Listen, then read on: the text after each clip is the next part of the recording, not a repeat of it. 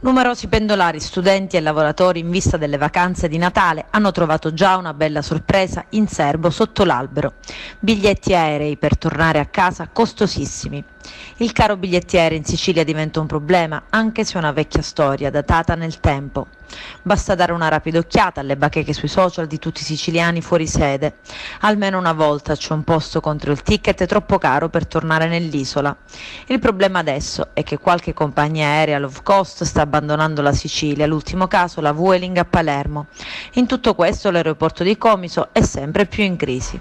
I voli per Catania arrivano a sfiorare anche i 500 euro in barba ai principi della continuità territoriale. Inutile ricordare le parole dello Statuto della Regione Siciliana che prevede persino che le tariffe vengano concordate alla presenza di un rappresentante del governo siciliano. Ma ormai siamo abituati al fatto che i nostri diritti vengano calpestati senza nemmeno troppo clamore.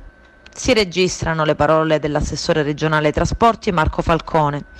È ormai clamorosa emergenza, dice, le tariffe rendono le condizioni di insularità della nostra regione una vera e propria prigione. Poi rimbalza la palla a Roma. Chiediamo, dice, che il governo nazionale intervenga al più presto, recependo il grido d'aiuto dei siciliani. L'assessore regionale al bilancio Gaetano Armao su Facebook chiede l'intervento dell'ENAC a suon di hashtag Proteggiamo la Sicilia. Dunque, buon Natale a voi e famiglia.